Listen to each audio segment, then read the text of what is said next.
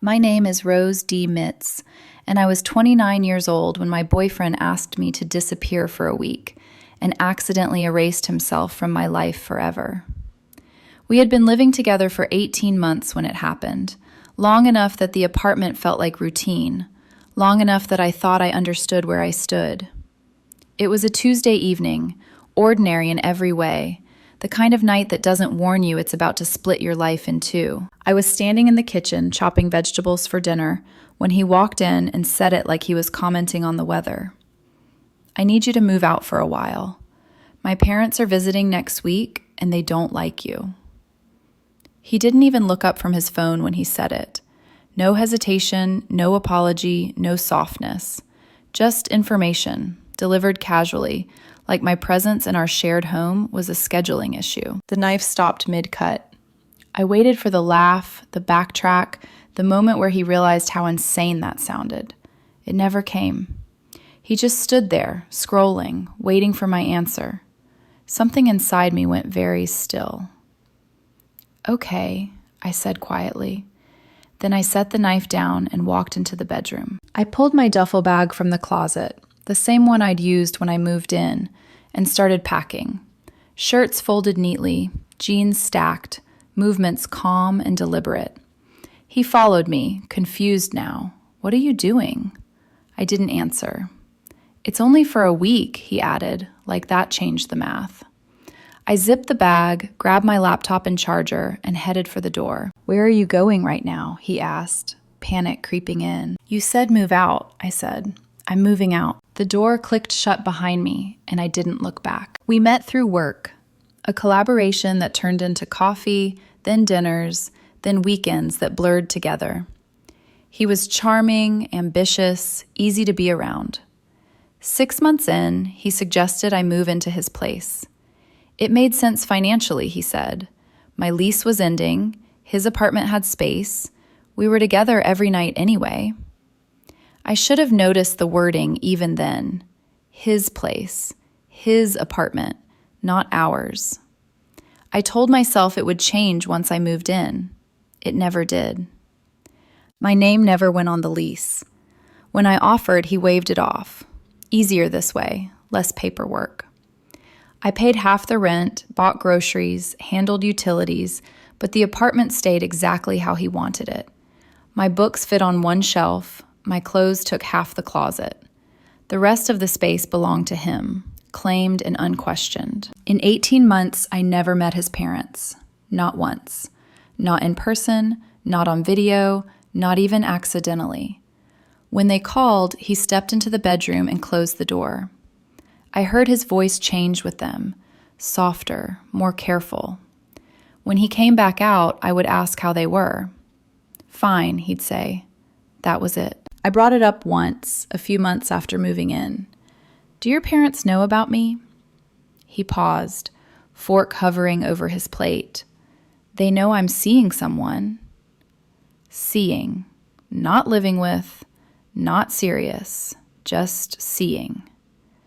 "Do they know I live here?" He shifted. "It hasn't come up." That should have been my exit. Instead, I told myself I was being patient, understanding. What I was really being was temporary. His younger brother showed up once without warning. He knocked on a Saturday afternoon, holding a bag of takeout. His eyes landed on me in the kitchen. "Oh, you must be the roommate," he said. My boyfriend didn't correct him. He just ushered his brother onto the balcony and suggested they eat outside. I stayed inside, listening. "It's temporary," he told him. "She's between leases." I had lived there 9 months. When I asked him about it later, he got defensive. My family is complicated. They have expectations. About what? About who I date, how I live. They wouldn't understand this setup. Separate, he called it. Our relationship was something he kept separate from his real life, the one that mattered. So when he asked me to leave so his parents wouldn't know I existed, it wasn't sudden.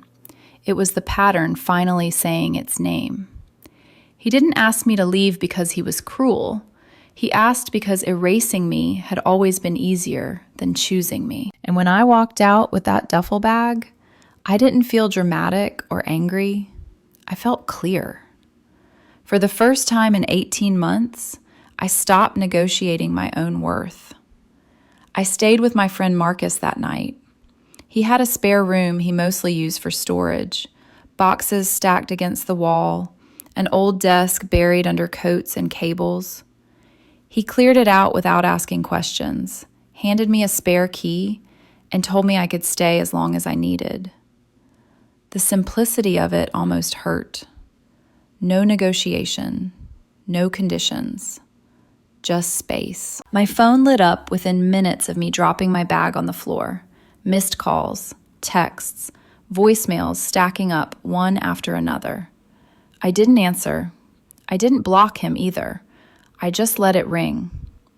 For 18 months, I had been the one shrinking, adjusting, making myself quieter so things could go smoothly. I wanted him to feel what that silence was like. The first message was defensive. "You're overreacting. Call me." The second was sharper. "This is childish. We need to talk." By the third, the tone shifted.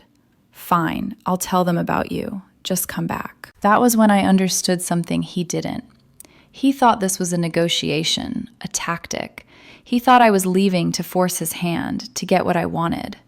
What he didn't realize was that I already had what I wanted. I was out. Marcus asked me over coffee the next morning if I was okay.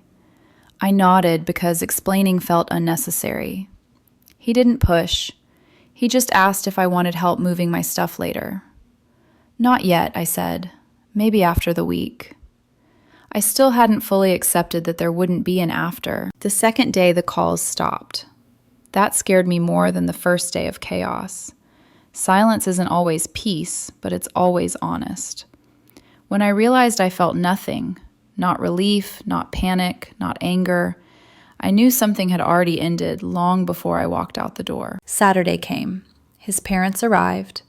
I knew because I still had access to the building's guest Wi-Fi and their phones connected just before noon. I pictured him greeting them at the door, smiling, pretending the apartment had always been just his. I wondered if he had hidden my toothbrush, my jacket, the book on the nightstand, or if he had simply erased me without ceremony. Either way, the result was the same. I didn't exist. The following Friday, their devices disconnected. 2 hours later, my phone rang again. This time, I answered. Not because I wanted to talk, but because I wanted to finish it cleanly. "Finally," he said, relief rushing through his voice. "I've been trying to reach you all week." "I know," I said, a pause. "My parents are gone. You can come back now." "No." "What do you mean, no?" "I mean, I'm not coming back." Confusion crept in. "Why not? I said you could come back. You told me to leave. I left. It was temporary. For you, maybe. Not for me." He sighed, frustration leaking through.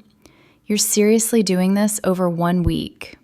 It's not about the week. It's about 18 months of being treated like I don't exist. That's not fair. You asked me to leave my own home so your parents wouldn't know I lived there. How is that fair?" Silence. Then, smaller, "I was going to tell them after the visit.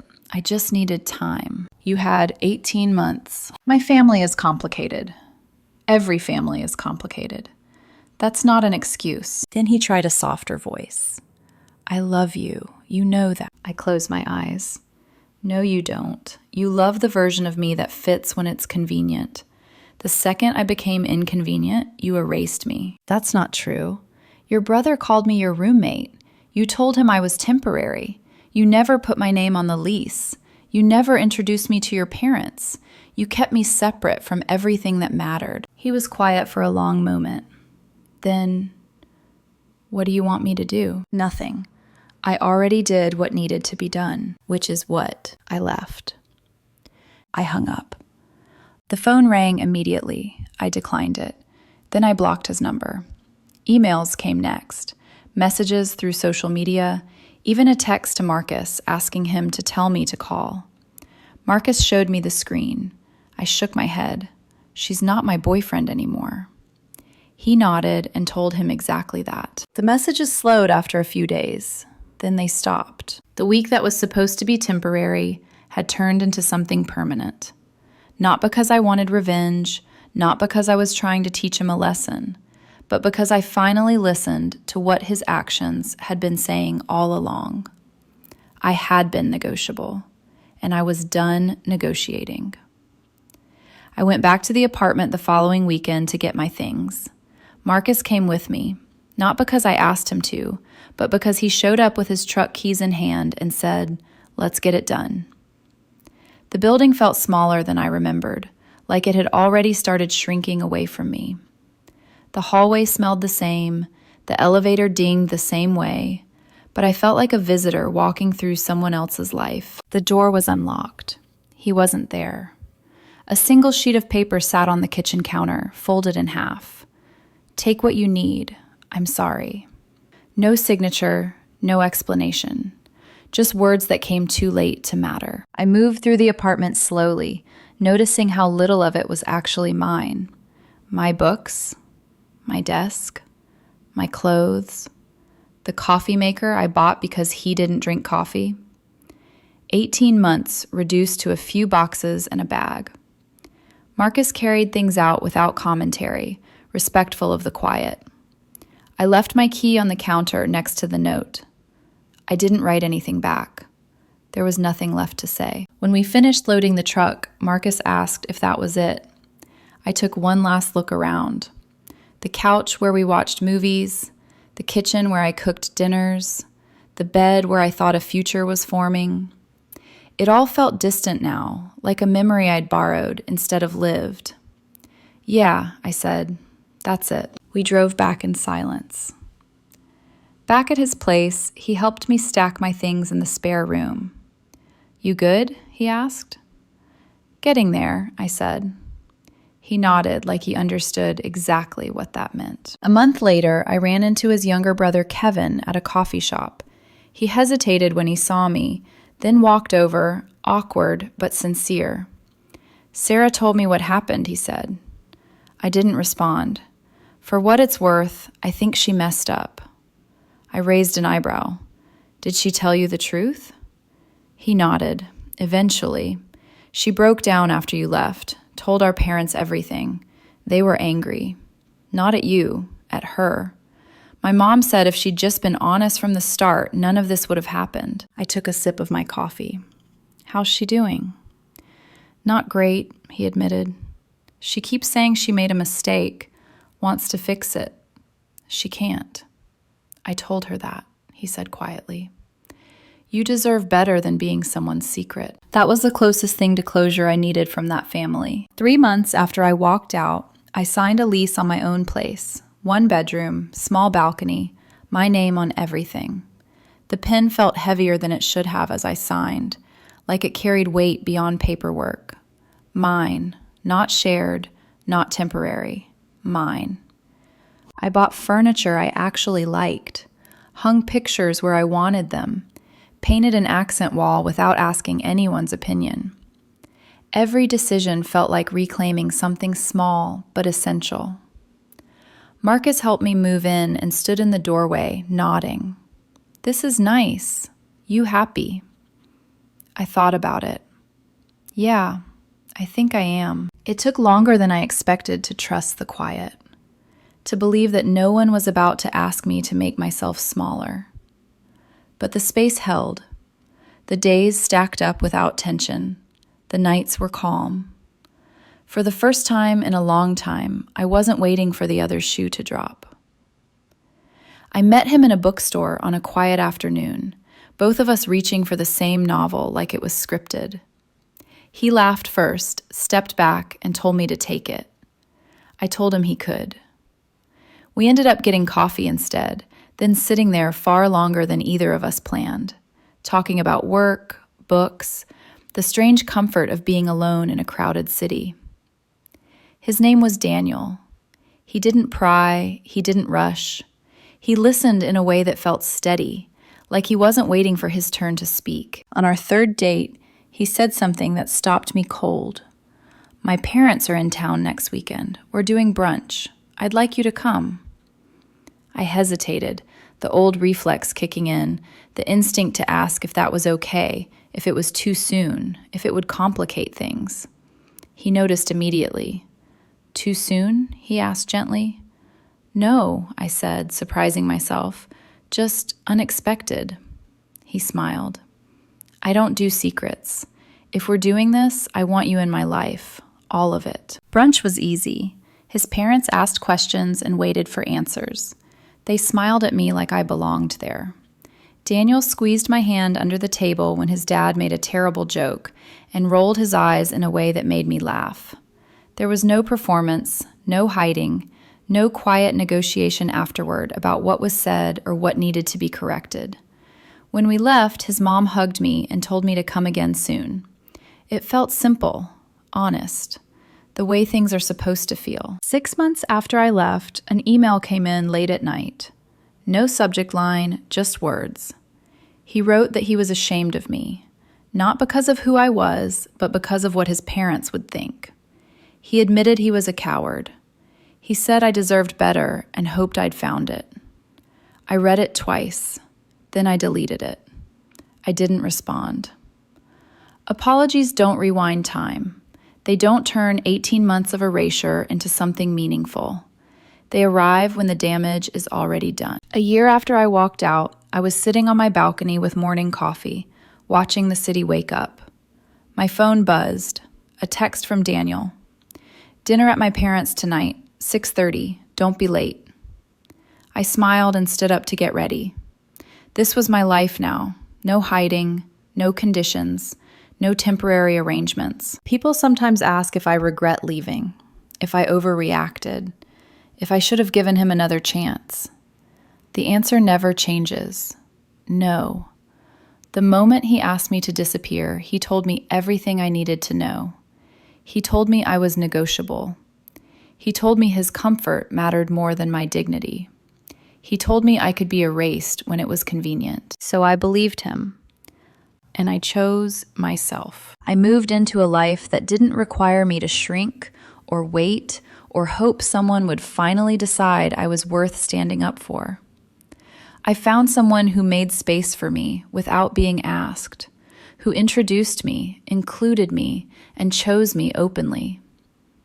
When someone asks you to leave so they can pretend you were never there, the kindest thing you can do is make it permanent, not out of spite, out of self-respect. My name is Rose D. Mitz.